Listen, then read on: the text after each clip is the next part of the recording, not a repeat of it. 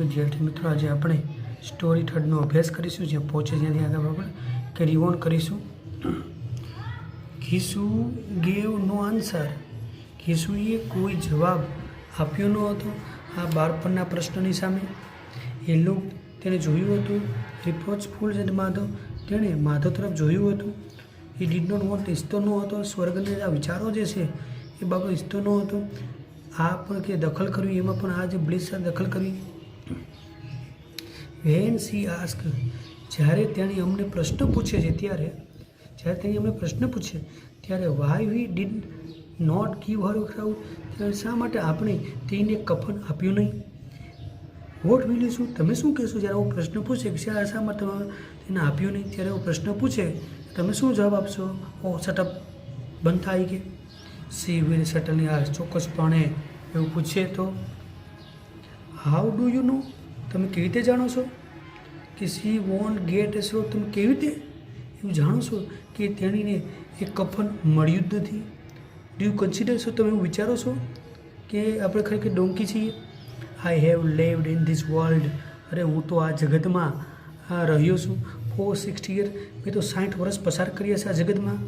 And have I just been રોટરિંગ્સ round. મેં ઘણી લૂંટફાટો પણ કરેલી છે કે સી વિલ ગેટ સ્રો. તેણીને ખરેખર કફન મળ્યું જ હશે. And very good one. અને સારામાં સારું મળ્યું છે. Much better. ખૂબ જ સારું. Then we would have given. આપણે જે કંઈ આપ્યું એના કરતાં પણ સારામાં સારું કફન એને મળ્યું હશે કે. Madhav was no convince. Madhav ખરેખર કન્વિન્સ તો થયો જ નહીં. તેણે કહ્યું હુ વિલ ગીવ ઇટ. કોણે તે આપ્યું હશે? You have cobbles up the rupee. શું તમે ખરેખર પૈસા ખાઈ ગયા? It's is me. She will ask. તેણે એવો પ્રશ્ન પૂછે તો આઈ એમ વન. હું એક વ્યક્તિ કે જે એ સિંદૂર જે છે મૂક્યું હતું પાર્ટિંગ ઓફ ધ હેડ. તેના હેડ જે છે એના ભાગમાં મેં મૂક્યું હતું કે ઘીસુ જ ક્રોઝ ઇરિટેટેડ. ઘીસુ ખરેખર જડાઈ ગયો હતો. આઈ ટેલ યુ. હું તમને કહું છું નહીં કે સી વિલ ગેટ સ્રો. તેને કફન મળ્યું જશે એ કે. Why don't you believe. તમને શું મારા પર વિશ્વાસ નથી આવતો એ કે. Who will give the money. પૈસા કોણ આપશે? Why don't you tell. શું તમે મને નહીં કહો? સામત કંઈ નહીં કહો. The same people. એ જ લોકો તેને આપશે કે જે લોકોએ આ સમય આપ્યું હતું બાળપણનું. They want food.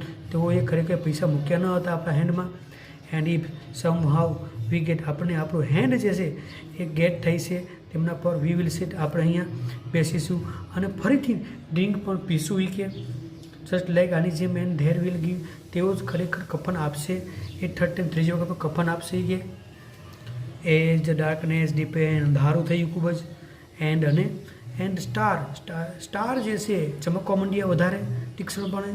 The terminate in the wine હાઉસમાં જાણે કે તોફાન મચ્યું એ પણ વધતું જાય છે. One person. એક વ્યક્તિએ ગાયું. અનધર બીજા વ્યક્તિ બબલ કરે છે. અનધર બીજા જે વ્યક્તિઓ જે છે એ સાથીદારોનો ભેટે છે. બીજા વ્યક્તિઓ એ પ્રેસ કરે છે. Gases to his friendships. Joy was in the atmosphere there. જોઈ ખરેખર એ આનંદ જે છે જાણે કે તેમના વાતાવરણમાં જોવા મળે છે. ઇન્ટોક્સિકેશન્સ એટલે કે નશો જે છે એ હવામાં જાણે કે હતો. How many people's.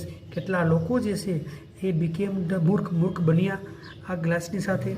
તે કેમ. તેઓ અહીંયા આવ્યા માત્ર એ પણ સ્વાદ લેવા માટે. પ્લીઝન. આનંદ લેવા માટે. ઓફ ધ સેલ્ફ ફોરગેટફુલનેસનું લખણાપણાનું. મોર એન્ડ લિક્વિડ કરતાં પણ વધારે. એ રિયર ડિલ્યુટેડ. એ ઉન્નત થઈ છે તેમ સ્પિરિટને. The disaster of the life. જિંદગીની જે આપતી જે છે એ તેમને અટકાવે છે અને તેમને ખસી જાય છે અહીંયા. For a while. જ્યારથી તેઓ ભૂલી ગયા છે ત્યારથી તેઓ જાણે કે એ જીવિત હોય છે કાં તો મૃત હોય છે એવું દેખાતું હોય છે. અને ધીસ ટુ. આ બંને ફાધર અને સન. પિતા અને પુત્ર બંને વ્યક્તિ વેર સ્ટીલ. હજુ પણ સિપિંગ. ઘૂંટડે જાણે કે એ પી રહ્યા હતા વાઇન્સ વિથ રેલિસ. સ્વાદની સાથે પી રહ્યા હતા. એવરીવન. દરેકની આંખો જાણે કે સેટલ જ હતી તેમના બંને પર. How Fortune. ભાગ્ય પણ કેવું તેઓની પાસે હતું કે. તે હેડ વોલ બોટલ. તેઓની પાસે આખી બોટલ હતી. એ પણ બંનેની વચ્ચે આખી બોટલ પણ જાણે કે સાવ કરી જાય છે. After she had finish eating. તેણે ભોજન પૂર્ણ કર્યા પછી માધવે લીપ પ્લેટ ઉચક્યું. Of the left over. નાનો હિસ્સો ઉચક્યો પૂરીનો. અને ગેવ ઇટ, અને તે આપે છે કોને? ભિખારીને આપે છે, કે જે ભિખારી વોઝ સ્ટેન્ડિંગ ઊભો હતો ત્યાં અને તેમની સામે જોતો હતો, ભૂખ્યા આંખોથી જોતો હતો. અને ફોર ફર્સ્ટ ટાઈમ, પ્રથમ વખત જ એની જિંદગીમાં જાણે કે અહેસાસ થયો ગર્વનો અને આનંદનો અહેસાસ થયો અને થ્રિલ ગિવ્સ અને રોમાંચનો અહેસાસ થયો એવું એને લાગતું હતું. અહીંયા સુધી રાખે છે વિદ્યાર્થી મિત્રો. મિત્રો આપણે આગળ સ્ટોરીનો અભ્યાસ કરીશું. નેક્સ્ટ પેરેગ્રાફ આપણે જોઈએ. કિસુ સેડ, કિસુએ કહેલું કે ટેક ઇટ, તે લે અને તું ખાઈ કે તારું પેટ ફૂલ કરી કે, એન્ડ ગીવ હર, તેણીને આપી કે યોર બ્લેસિંગ, અને તેણીને તું આશીર્વાદ આપી કે. સી વોઝ અર્નિંગ્સ, તેણી આજે કંઈ પણ કમાણી કરી એમાં હેઝ ડાઇડ, એમાં મૃત્યુ પામી. બટ પરંતુ યોર બ્લેસિંગ, પરંતુ તારા આશીર્વાદ જે છે ચોક્કસપણે ત્યાં પહોંચશે, તેની પાસે પહોંચી જશે. બ્લેસ હર, તેની આશીર્વાદ આપ. With the every airs of your body, તમારા બોડી પર આ એરની સાથે તેની આશીર્વાદ આપો. ધીઝ આર ધ પેમેન્ટ, આ ખરેખર પેમેન્ટ હતું. ફોર વેરી હાર્ડ લેબર, આ ખૂબ જ સખત આ કાર્યનું પેમેન્ટ હતું. કે માધવ અગેન્સ્ટ લુક, માધવ ફરીથી જોયું, આકાશ તરફ જોયું અને કહ્યું કે she will go to heaven, તેની ખરેખર સ્વર્ગમાં જશે.